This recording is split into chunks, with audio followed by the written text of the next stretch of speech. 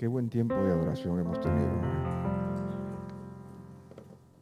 Damos gracias al Señor porque cuando nosotros adoramos tenemos la oportunidad de poder decirle al Señor quizás lo que no nos sale con palabras. Y esas palabras son como muletas que nos ayudan a poder decirle al Señor lo que a veces no podemos expresar correctamente. Y damos gracias al Señor por los himnos antiguos, llenos de significado, por los himnos nuevos que pronto serán antiguos.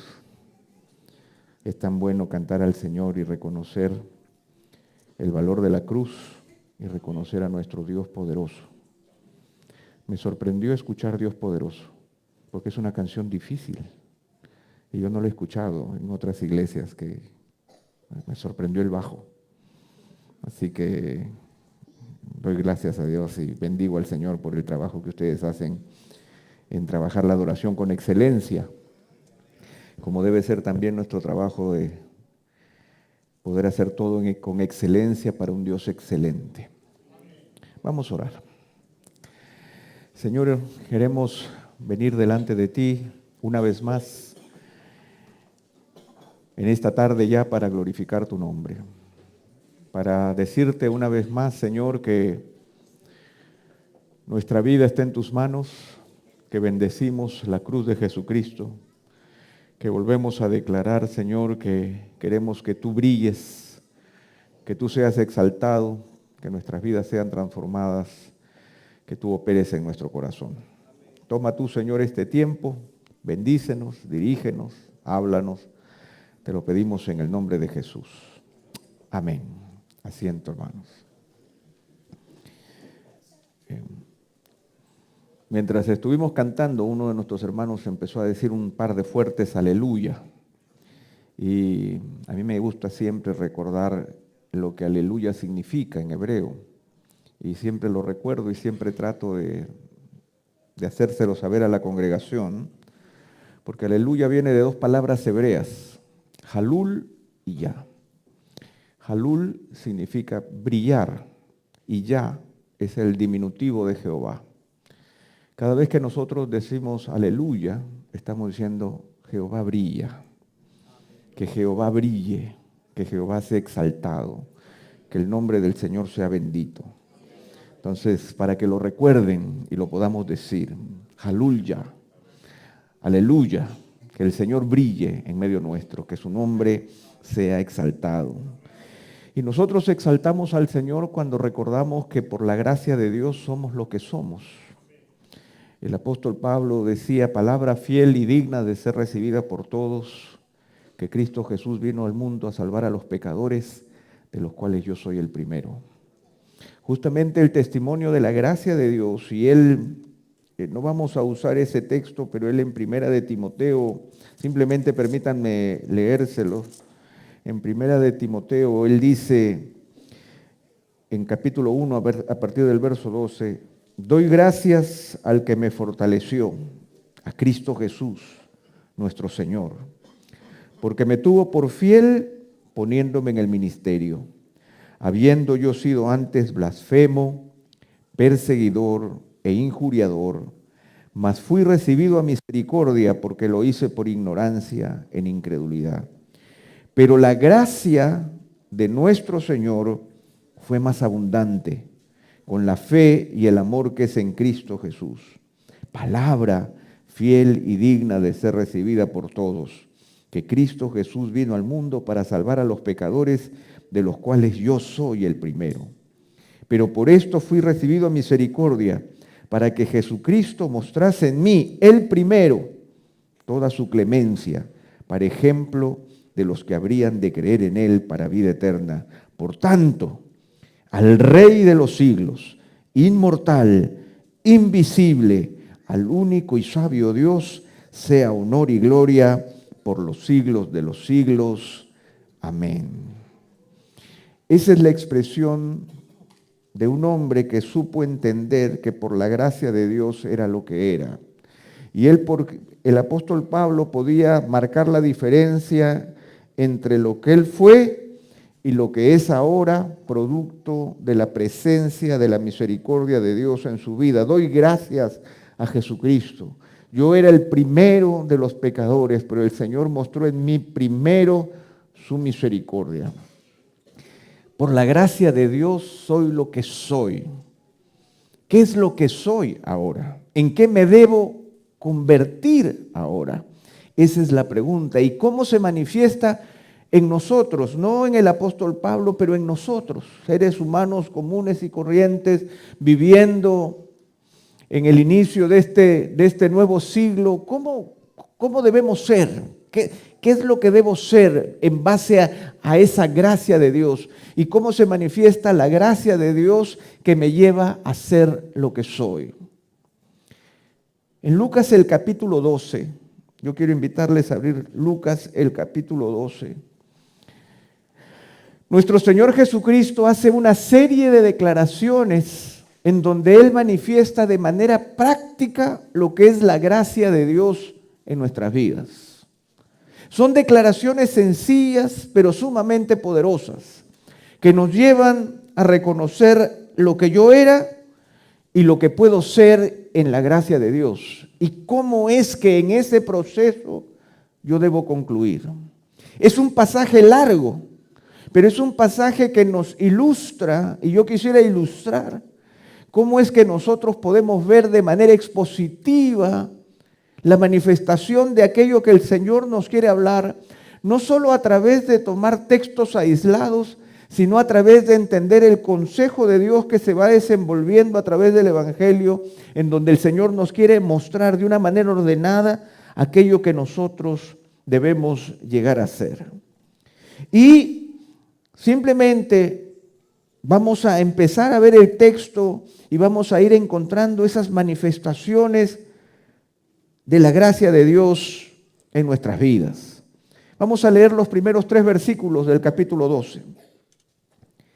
En esto, juntándose por millares la multitud, tanto que unos y otros se atropellaban, comenzó a decir a sus discípulos primeramente: guardaos de la levadura de los fariseos, que es la hipocresía, porque nada hay encubierto que no haya de descubrirse, ni oculto que no haya de saberse.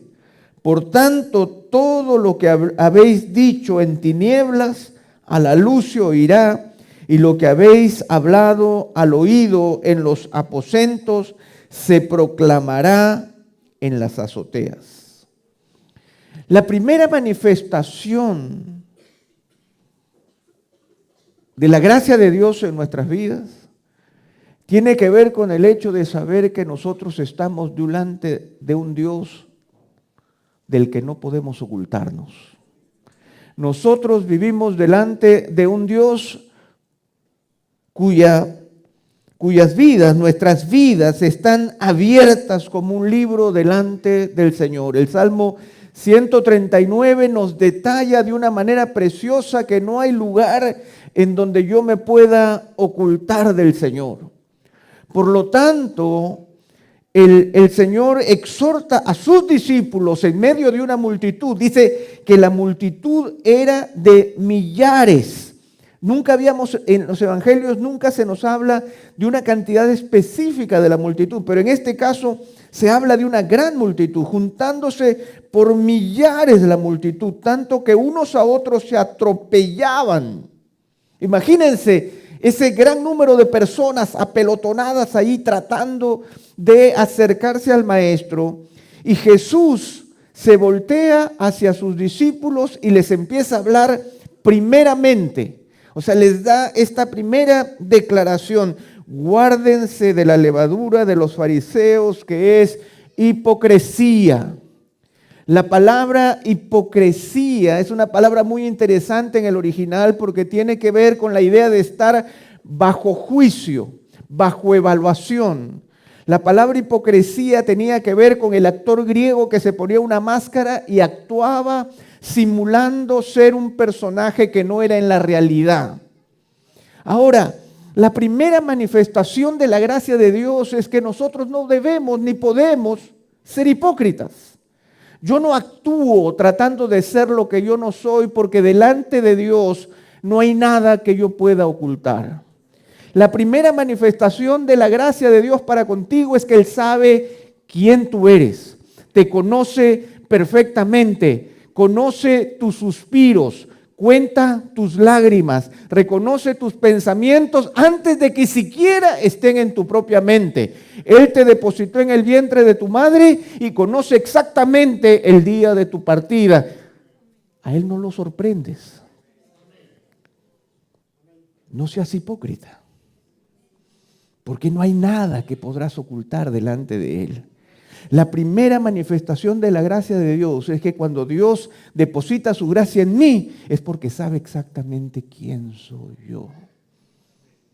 Por eso el apóstol Pablo podía decir, palabra fiel y digna de ser recibida por todos, que Cristo Jesús vino al mundo para salvar a los pecadores. Yo soy el primero. Porque esa es la gracia de Dios. El hecho de que Dios sepa quién tú eres. No hay máscaras. No hay nada que ocultar delante de Él. Su gracia se extiende sobre ti justamente por eso, porque te conoce perfectamente. No es que el Señor trae tu gracia y dice, wow, me equivoqué contigo. Yo no sabía quién tú eras en realidad. No hay sorpresas para Él. Y su gracia se manifiesta en tu vida justamente porque la palabra misericordia, a diferencia de la palabra compasión, que compasión es algo que también los humanos manejamos, nosotros no manejamos la misericordia. La compasión es ver desde fuera la necesidad y sentir en mi corazón dolor ante un dolor que me es ajeno. La palabra misericordia es mucho más potente. Es la capacidad de Dios de sentir con tu corazón y ver con tus ojos lo que te está pasando. Cristo es la misericordia personificada. Él llevó en la cruz tus pecados porque Él los sintió como propios. De tal manera que la gracia de Dios se manifiesta en primer lugar, pudiendo pararme delante de Dios y decirle, gracias Señor, porque no tengo nada que ocultarte. No tengo nada que ocultarte. Ahora puedo ser sincero delante de ti. El hipócrita usaba una máscara de cera para ocultar su rostro. Pero ahora yo puedo estar abierto delante de ti porque no tengo nada que ocultarte. Hermanos, esta es la primera liberación delante de Dios que la gracia de Dios produce. Sinceridad, apertura de corazón. No hay nada que ocultar. Pablo dice, yo era blasfemo, pero el Señor sabe que lo hice en incredulidad y en ignorancia. Un fariseo, de fariseos, lo hice en incredulidad y en ignorancia. Él podía abrir su corazón y decir quién era. No había más nada, no hay nada más que ocultar. Primera cosa, manifestación de la gracia de Dios. Podemos respirar porque Él nos conoce perfectamente. Verso 4 al 7 dice, mas os digo, amigos míos, no temáis a los que matan el cuerpo y después nada más pueden hacer. Pero os enseñaré a quién debéis temer. Temed a aquel que después de haber quitado la vida tiene poder de echar en el infierno. Sí, os digo, a este temed. ¿No se venden 5 pajarillos por 2 cuartos? Con todo, ni uno de ellos será olvidado delante de Dios, pues aún los cabellos de vuestra cabeza están todos contados. No temáis, pues más valéis vosotros que muchos pajarillos. Yo temo que la gente me conozca, pero también temo perder mi vida. Yo tengo temor. Y Jesús se acerca a sus discípulos delante de esa multitud y le dice, mas os digo, amigos míos, no teman a los que matan el cuerpo y después nada más pueden hacer. Les voy a enseñar a quién deben temer. Temer a aquel que después de haber quitado la vida tiene el poder de echar en el infierno. Sí os digo, a este temed. ¿A quién debo temer? Debo temer a Dios, quien tiene control sobre la vida y la muerte. Pero ese temor de Dios, que es el temor reverente ante la grandeza de un Dios que tiene un control absoluto sobre mi vida, ese Señor me dice, amigo mío, amiga mía, sí, yo tengo el poder sobre tu vida. Tu salvación está en mi mano. Yo tengo el poder para declararte salvo o echarte al infierno. Pero te digo, amigo, porque yo lo quiero decir. Jesús lo está diciendo porque Él quiere decirlo. Él ofrece su amistad. Pero no ofrece su amistad, sino que el Señor nos dice, yo tengo sumo cuidado de ti. ¿No se venden 5 pajarillos por 2 cuartos? Con todo, ni uno de ellos está olvidado delante de Dios. O sea, el Señor observa su creación y aún el animal más insignificante está bajo el cuidado de Dios. Es interesante que dice, no se venden 5 pajarillos por 2 cuartos. 2 cuartos era casi nada, pero eran 5 pajarillos por 2 cuartos. Yo recuerdo que cuando yo llegué a Chile por primera vez, yo no sé si todavía existen las monedas de peso, un peso, esas monedas blanquitas que eran como que parecían de plástico. En mis primeros meses yo me dediqué a juntar los vueltos y me daban moneditas de a peso. Entonces, montones de moneditas de a peso. Yo las juntaba y un día iba a tomar la micro y se me ocurrió juntar 20 del todo lo que era, no recuerdo cuánto era el micro, 100 pesos, 130 pesos. Entonces yo junté los 30 pesos con moneditas de a peso. Entonces yo fui, me subí, cuando todavía el chofer cobraba, entonces él me hace, ¡ah! Él lo mira y lo echó por la ventana. Y yo ¡ah! Lo bueno es que me dejó seguir porque yo no tenía más. Me dejó seguir el viaje. Porque esas monedas son insignificantes. Con eso no se compra nada. Y lo mismo está diciendo el Señor en este pasaje. Con esas moneditas de peso puedes comprar hasta 5 pajarillos. 5. Pero cada uno de ellos es cuidado por el Señor. Así es mi cuidado. ¿Y cuál es la aplicación? El Señor sigue, insiste y dice, pues aún los cabellos de vuestra cabeza están todos contados. Algunos son menos, otros, las damas, son más. Pero el hecho de saber que los cabellos de mi cabeza están contados por el Señor, no temas. La gracia de Dios para contigo es que Él tiene cuidado de ti.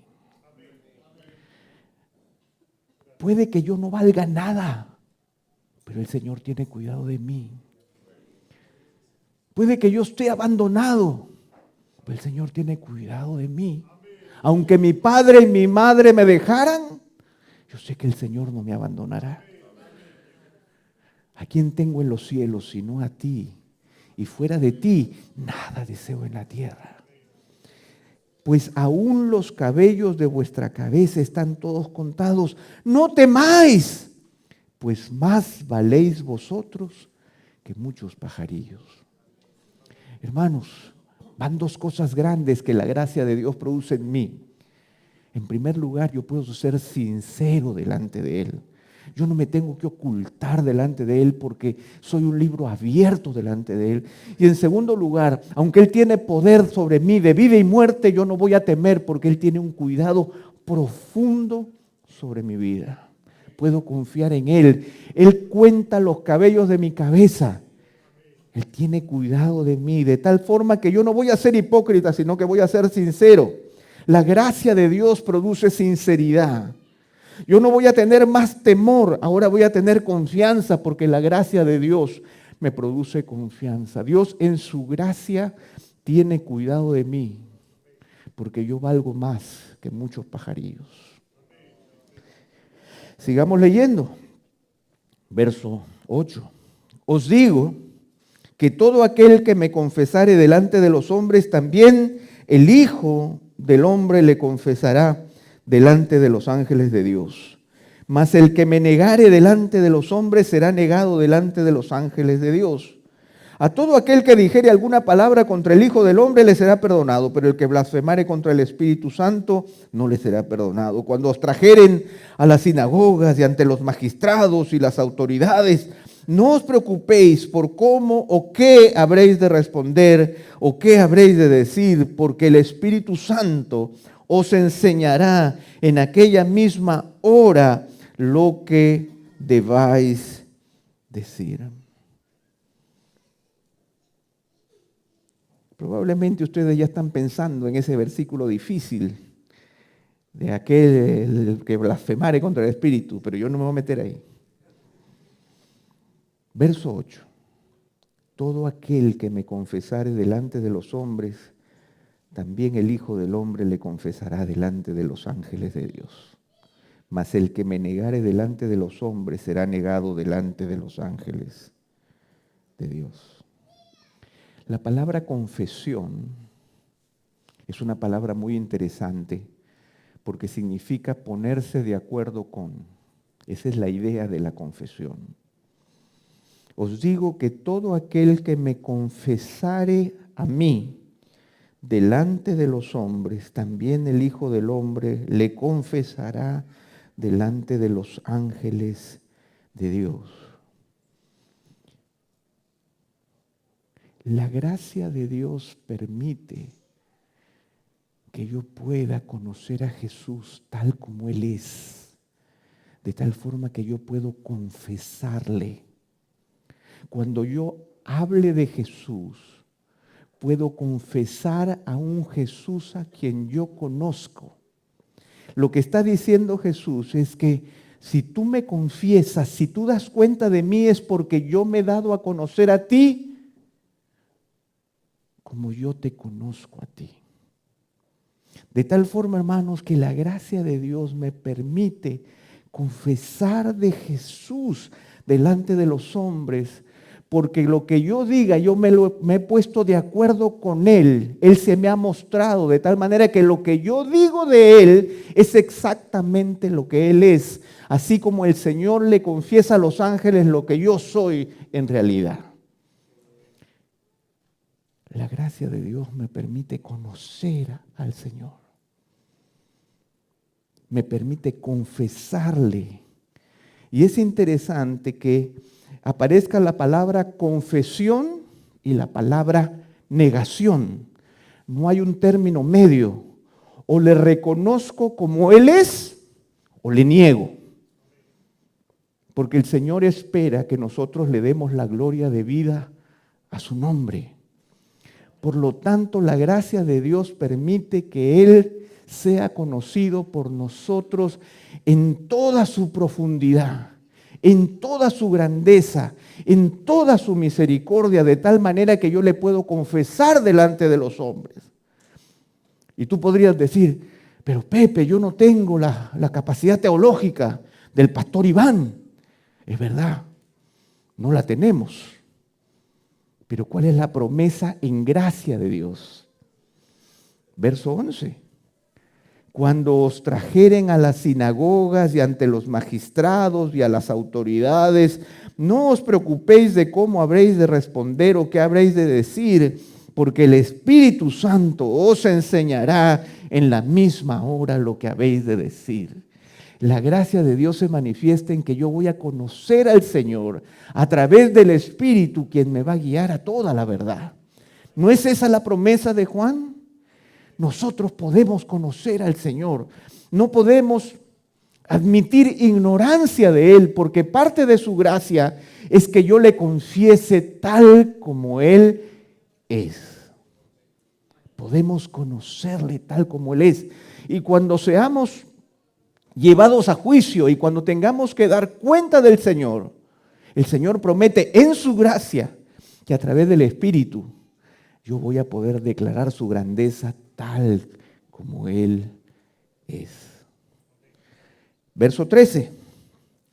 Le dijo uno de la multitud: Maestro, di que mi hermano, di a mi hermano que parta conmigo la herencia. Mas él le dijo, hombre, ¿quién me ha puesto sobre vosotros como juez o partidor? Y le dijo, mirad y guardaos de toda avaricia, porque la vida del hombre no consiste en la abundancia de los bienes que posee. También le refirió una parábola diciendo, la heredad de un hombre rico había producido mucho. Y él pensaba dentro de sí diciendo, ¿qué haré? Porque no tengo dónde guardar mis frutos. Y dijo, esto haré, derribaré mis graneros y los edificaré mayores, y allí guardaré todos mis frutos y mis bienes. Y diré a mi alma, alma, muchos bienes tienes, guardados para muchos años, repósate, come, bebe y regocíjate. Pero Dios le dijo, necio, esta noche vienen a pedirte tu alma, y lo que has provisto, ¿de quién será? Así es el que hace para sí tesoro y no es rico para con Dios.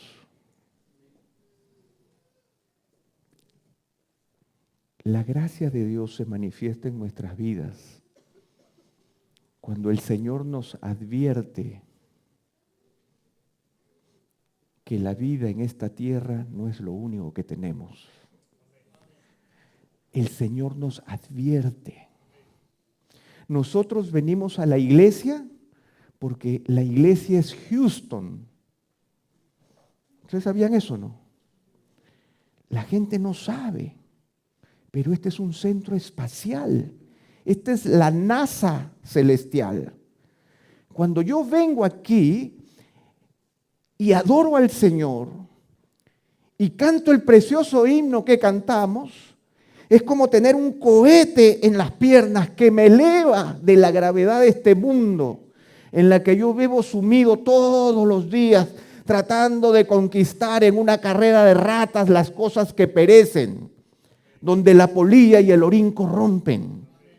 Pero la gracia de Dios se manifiesta en nuestras vidas, que me da la oportunidad de ser exhortado por el Señor, que me dice, miren, guárdense de toda avaricia, porque la vida del hombre no consiste en la abundancia de los bienes que posee.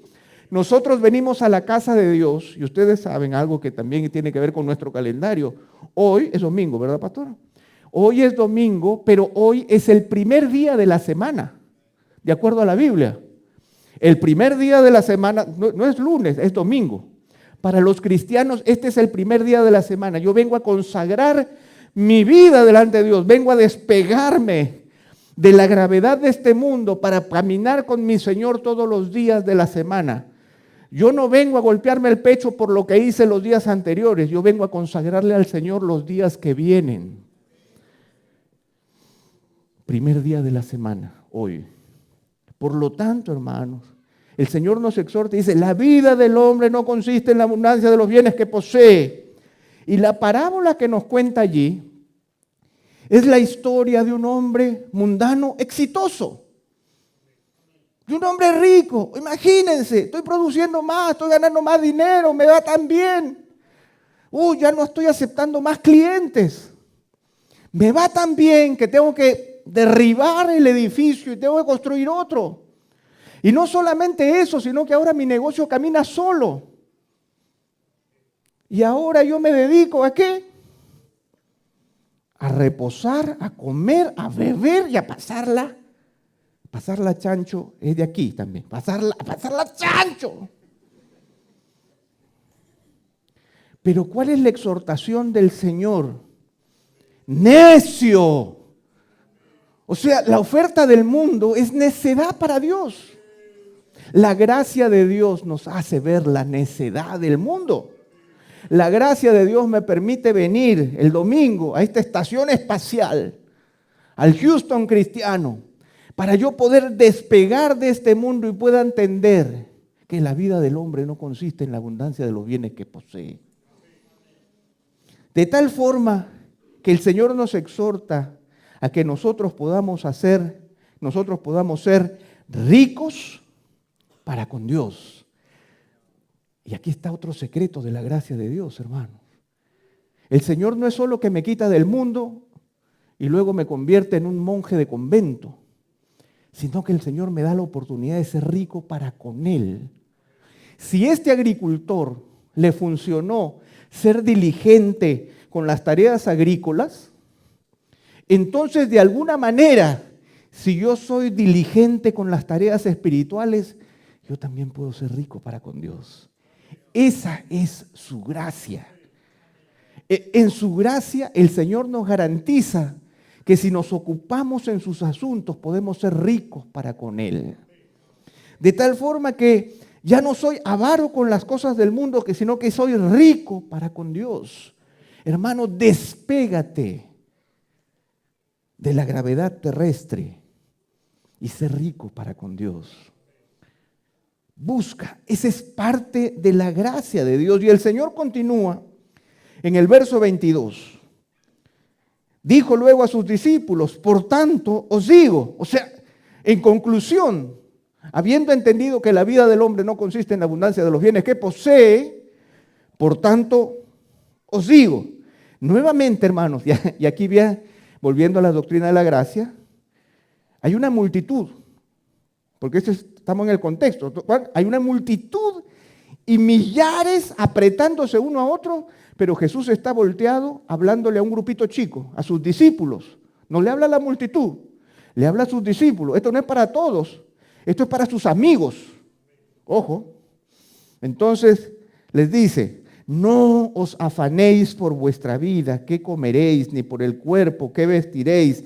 La vida es más que la comida y el cuerpo que el vestido. Considerad los cuervos, que ni siembran, ni siegan, que ni tienen despensa ni granero, y Dios los alimenta. ¿No valéis vosotros mucho más que las aves? Esta pregunta, ¿no valéis vosotros mucho más que las aves?, es una pregunta retórica que viene del verso 7. Miren el verso 7, por eso es que somos expositivos. No temáis, pues, más valéis vosotros que muchos pajarillos. Jesús refuerza su afirmación del cuidado de Dios diciendo, ¿no valéis vosotros mucho más que las aves? Sí, yo se los he dicho, y no solamente eso, sino que les tengo contado los cabellos de la cabeza.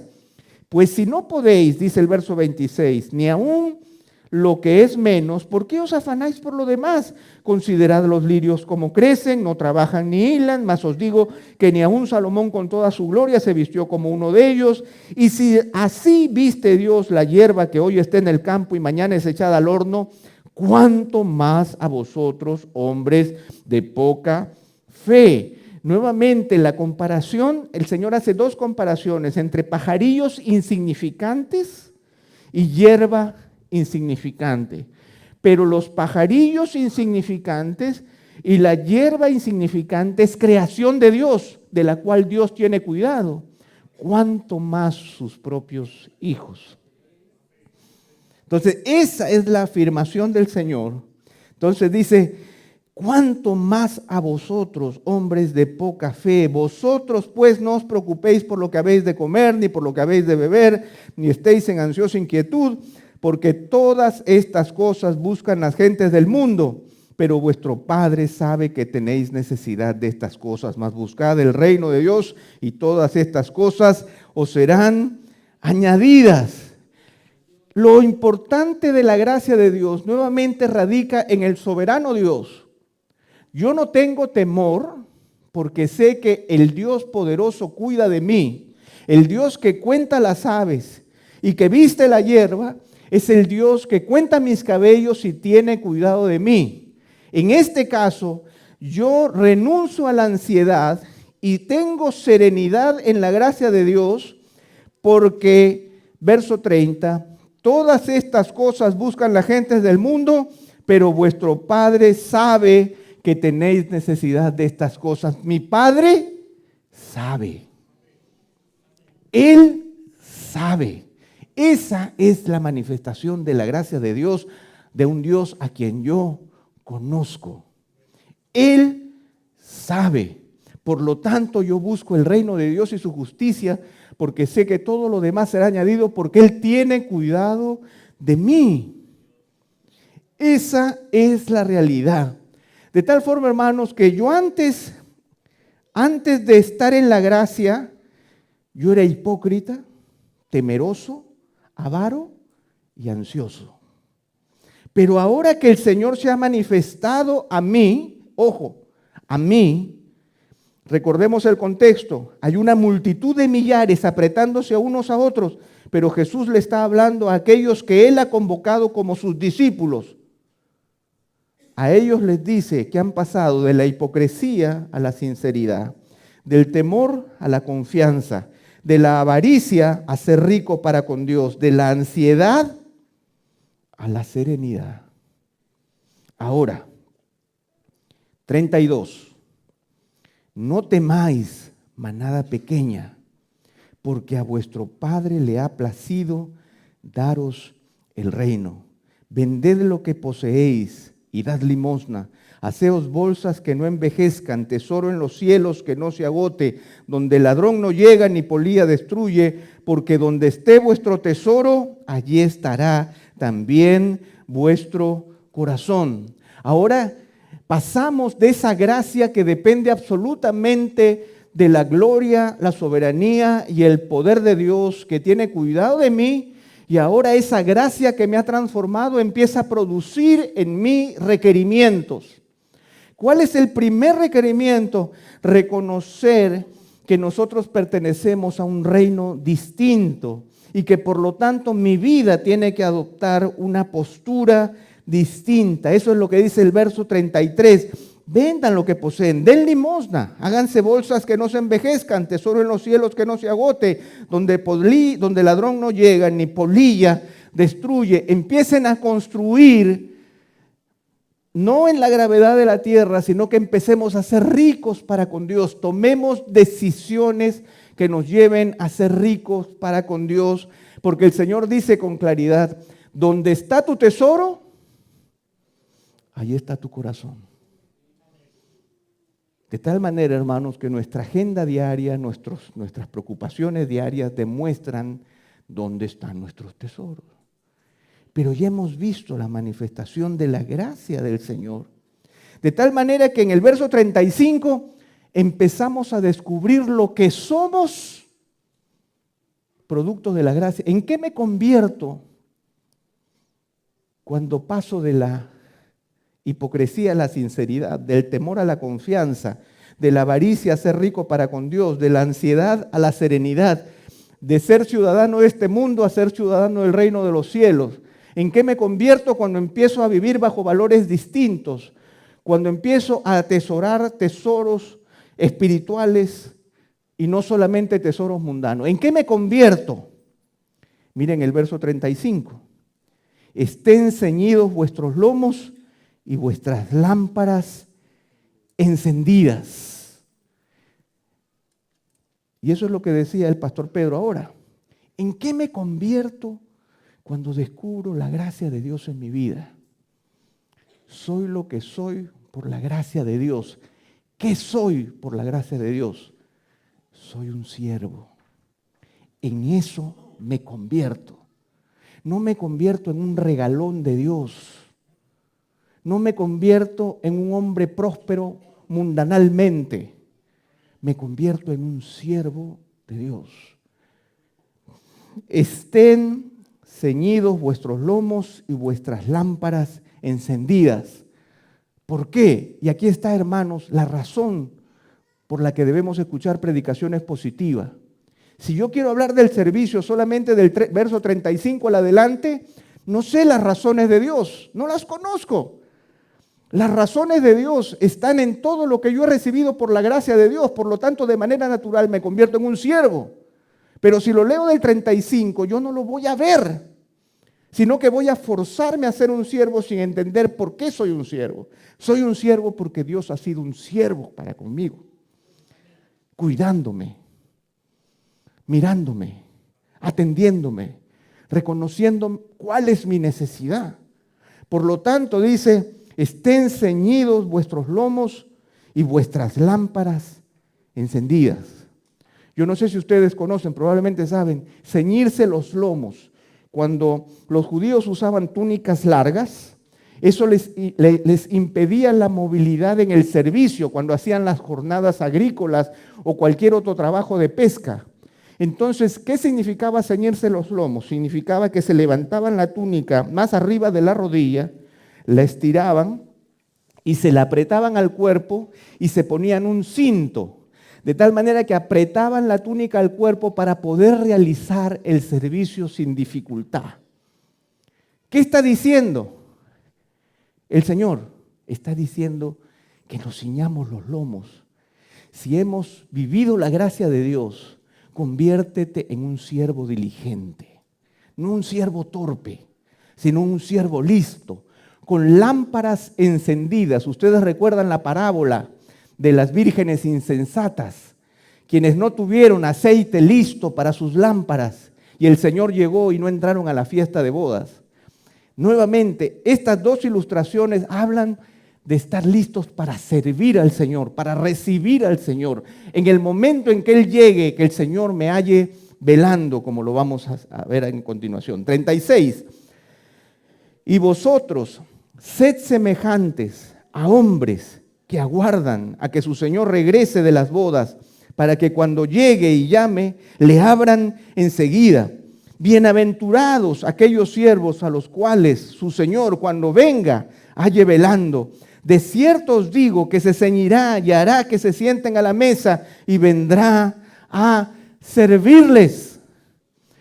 Hermanos, ¿qué hago yo con tanto cuidado de Dios?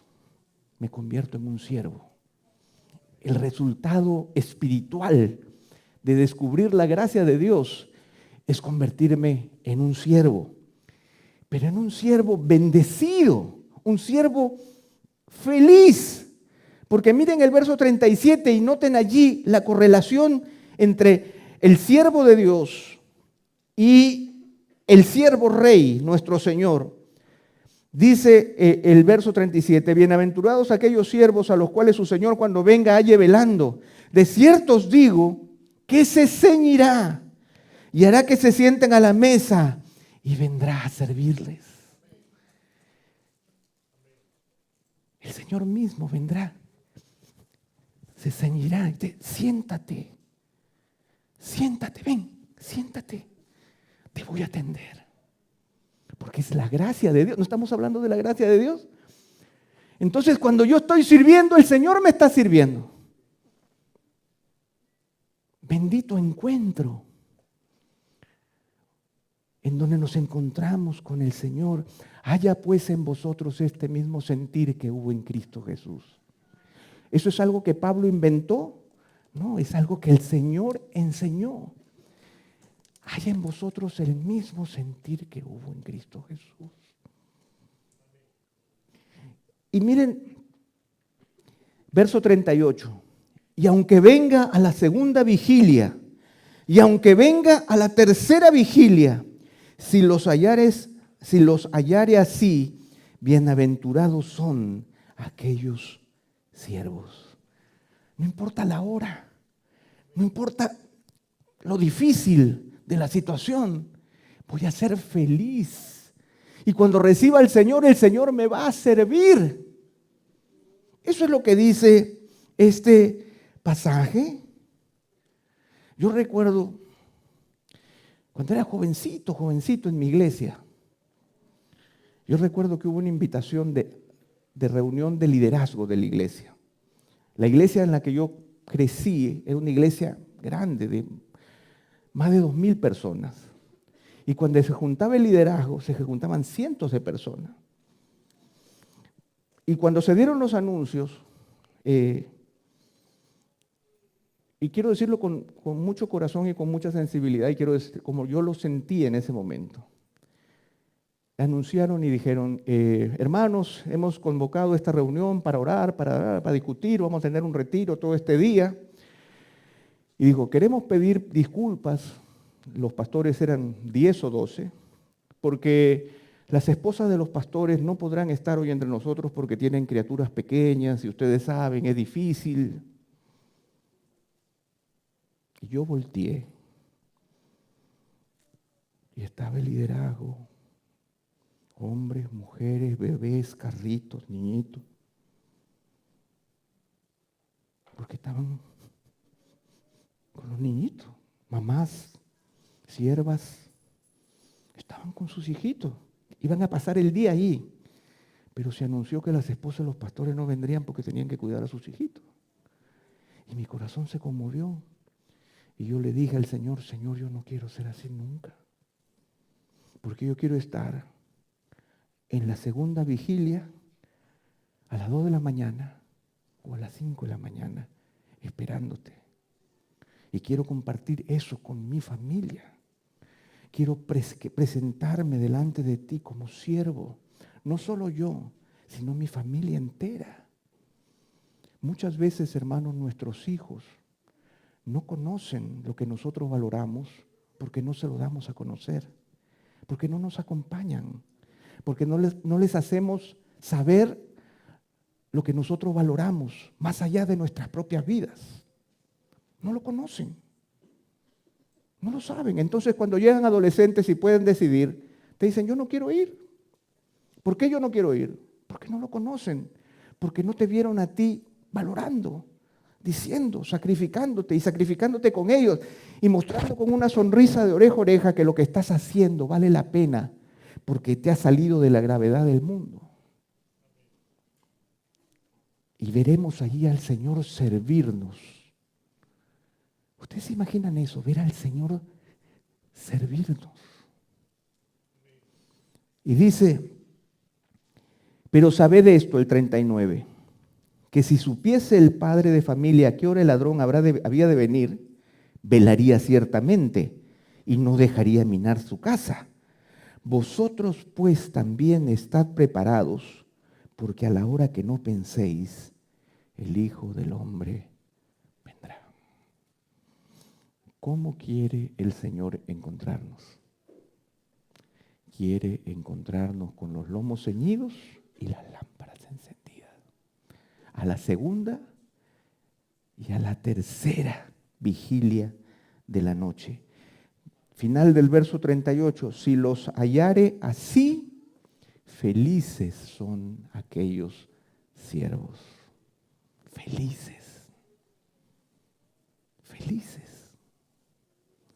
Allí radica, hermanos, por la gracia de Dios soy lo que soy. ¿Qué soy? Un siervo para su gloria. Eso es lo que soy, un siervo para su gloria, que ha aprendido a pasar de la hipocresía a la sinceridad. Yo no puedo darle motivos falsos a Dios. El Señor sabe lo ocupado que estoy. El Señor sabe las cuentas que tengo que pagar. El Señor sabe que mi jefe es medio malvado y no me baja. No, por supuesto, el Señor lo sabe todo. Por eso te dice que no temas. Y por eso te dice que te hagas rico para con Él. Y por eso te dice que Él sabe tu necesidad. El Señor en su gracia nos está liberando para que podamos ser sus siervos. ¿Para qué me libera el Señor en su gracia? ¿Para hacerme un regalón? No, para hacerme siervo. Un siervo para su gloria. Y termino. A mí me encanta la persona de Pedro. Pedro el apóstol.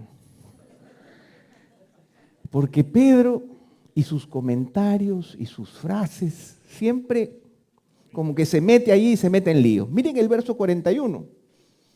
Quizás este es uno de los líos que ustedes no han prestado atención entre los muchos líos de Pedro. 41. Entonces Pedro le dijo, Señor, ¿dices esta parábola a nosotros o también a todos? ¿Cuántos Pedros hay aquí preguntándose esto? Señor, ¿esto es para mí o para el liderazgo? Pedro se quemó con la pregunta, se quemó. ¿Dices esta parábola? O sea, Señor, ¿a quién le estaba hablando Jesús? A los discípulos, a sus amigos. O sea, Pedro, no, acá me la están poniendo difícil. Señor, ¿dices esta parábola a nosotros o todos? No. Miren, hermano, la respuesta de Jesús es genial. ¿Quién es el mayordomo fiel y prudente al cual su Señor pondrá sobre su casa para que a tiempo les dé su ración. Bienaventurado aquel siervo al cual cuando su señor venga le haya haciendo así. En verdad os digo que le pondrá sobre todos sus bienes. Mas si aquel siervo dijere en su corazón, mi señor tarda en venir, y comenzaré a golpear a los criados y a las criadas, y a comer y a beber y a embriagarse, vendrá el señor de aquel siervo en día que éste no espera y a la hora que no sabe, y le castigará duramente y le pondrá con los infieles. Aquel siervo que conociendo la voluntad de su señor no se preparó ni hizo conforme a su voluntad, recibirá muchos azotes. Mas el que sin conocerla hizo cosas dignas de azote será azotado poco, porque a todo aquel a quien se haya dado mucho, mucho se le demandará, y al que mucho se le haya confiado, más se le pedirá.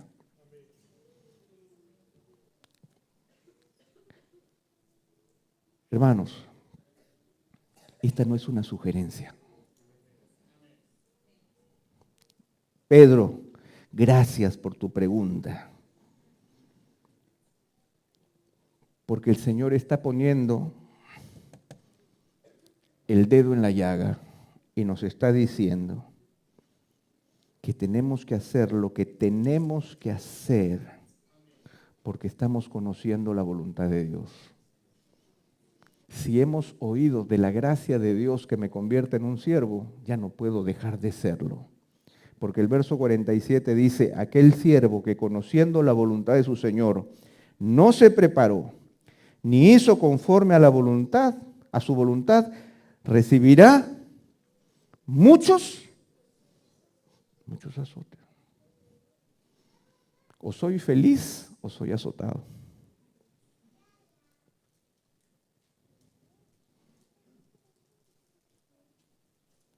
Porque en la gracia de Dios el Señor nos demanda, no que digamos, hagamos males para que nos vengan bienes, sino que el Señor nos hace conocedores de su voluntad.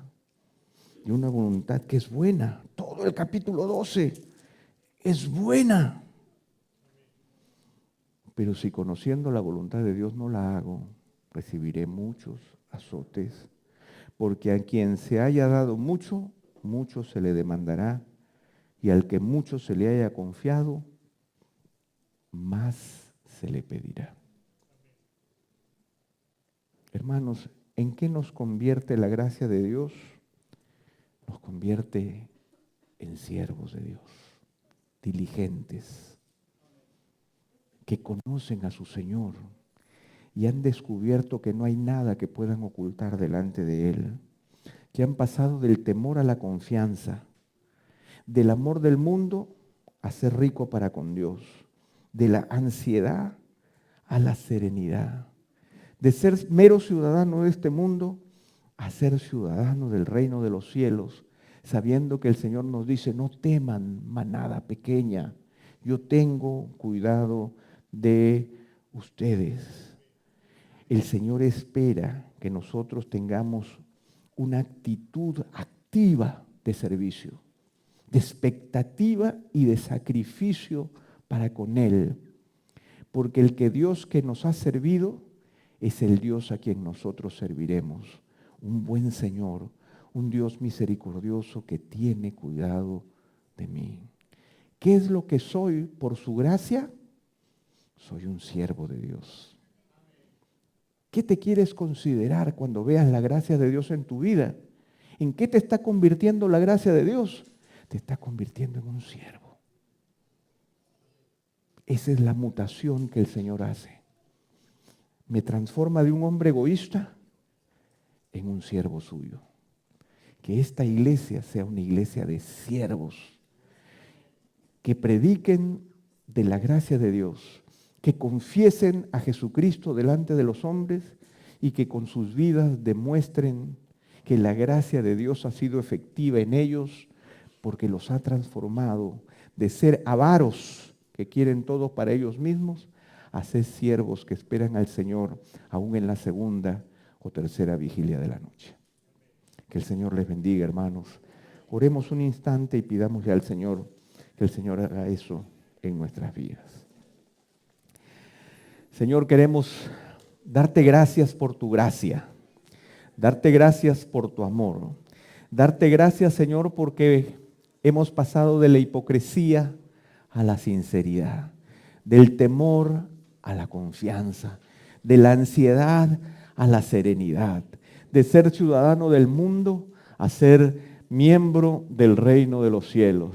Pero ahora, como miembros de los cielos, Señor, no solamente nos gloriamos de ser cristianos, sino que ahora nos gloriamos de ser siervos tuyos. Señor, queremos ceñirnos nuestros lomos, queremos estar preparados para servirte, queremos tener nuestras lámparas encendidas, queremos hacerlo con sacrificio, queremos hacerlo para ti, porque tú también, Señor, nos sirves y nos atiendes, porque tú también estás con nosotros cuando hacemos las cosas, Señor, con sacrificio, cuando sabemos que las cosas nos cuestan, porque valoramos, porque estamos buscando ser ricos para contigo, porque donde está nuestro tesoro, allí está nuestro corazón. Queremos ser ricos en ti, Señor, y sabemos, Señor, que cuando tú llegues, nos ves, Señor, actuando para ti, tú también nos considerarás. Pero también, Señor, somos responsables. Y, Señor, esto no es un voluntariado, es un llamado de tu parte. Y por lo tanto, Señor, haznos reconocer que aquellos, Señor, que conociendo tu voluntad no la hacen, serán reprendidos por ti.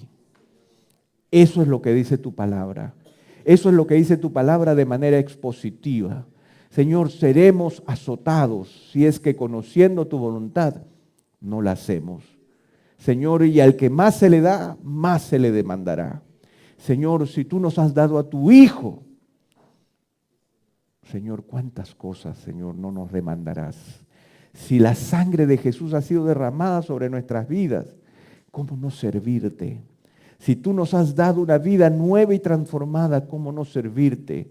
Si tú eres un Padre amoroso que cuentas los cabellos de nuestra cabeza y sabes, conoces nuestras necesidades, de tal manera que nos invitas a no preocuparnos como se preocupan las gentes del mundo, ¿cómo no servirte? No te servimos para obtener tu gracia, sino al contrario, porque hemos obtenido tu gracia, es que ahora te servimos. Gracias, Señor. Gracias, Señor. Gracias, Señor. Gracias por Jesucristo, nuestro Salvador. Gracias, Señor, porque tu misericordia es evidente en toda tu palabra.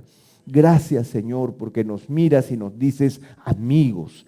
Gracias, Señor, porque nos convocas y nos dices que somos tus discípulos. Gracias, Señor, porque no podemos ocultarnos de tu presencia. Gracias, Señor, porque podemos caminar contigo. Gracias, Señor, porque podemos ser felices sirviéndote.